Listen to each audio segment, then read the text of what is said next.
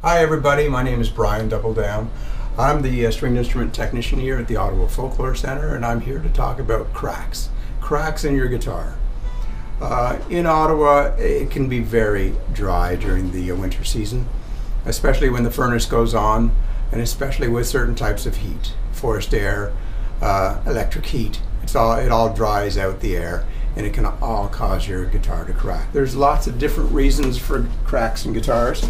This old guitar has a crack, as you can see, that's happened from an impact. Apparently this guitar was on a shelf and fell down during an earthquake, fell on the ground and cracked.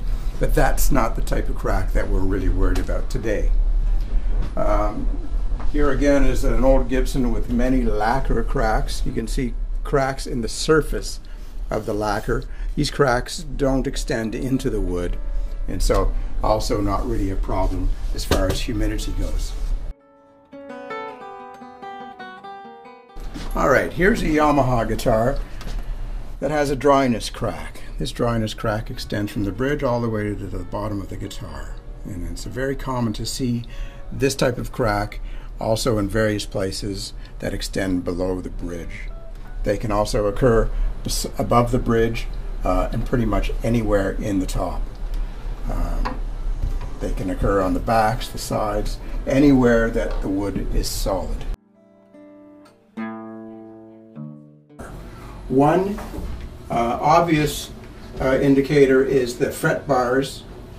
Because they're metal, they don't change because of humidity. So they won't shrink, they'll stay the same length, but your neck will shrink, and so the end result is that the frets stick out on your guitar. And if you run your fingers up and down the edge of your fingerboard and you find that they're sharp, that's a good indicator that you need to do a better job humidifying. Just humidifying it won't make those sharp fret ends go away. They will have to be filed down to make them smooth and make the instrument a bit more comfortable to play. Another indicator is if you look down the surface of your guitar and you see a ripple in the surface. A ripple over the grain lines, that indicates that you need to humidify better. Try to get a humidifier in your guitar, the guitar in the case, as soon as you can, otherwise you might end up with top cracks like this one. Another side effect of guitars drying out is that the bridges tend to lift, so one area that you want to be aware of is just the connection between your bridge and the top of your guitar. Make sure that it's nice and tight. If the guitar has dried out, that's a likely place for a separation. So are you ready to go? We always try to shoot for 40% relative humidity, but that's very difficult to do. You'll notice that if you try to keep the humidity levels up around your guitar, you're going to have a bit of a problem keeping it consistent.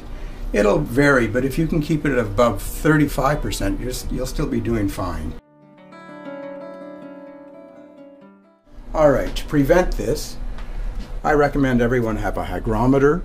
This is a guitar case hygrometer. It's got a small size, fits easily in the pocket of your guitar case, and can be used to monitor the level of humidity inside the case. To keep the level of humidity up in the case, you can use an insert humidifier similar to this. It's charged with water, filled with water, and placed between the strings of your guitar. My personal favorite humidifier is the Oasis. I like this one because when it dries out, it wrinkles up, and it's a good indicator that it's time to charge up the humidifier. Again, this one just is placed between the strings on the guitar, and it works quite well. If you don't want to put it in the sound hole, there's another type that fits inside the case of the guitar.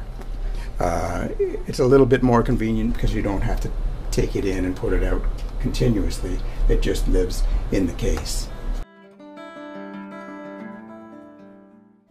If the guitar does crack, the cracks can certainly be mended. They're glued and cleated from the inside to make your sound table one piece again. But the cracks can never be made to to be totally invisible.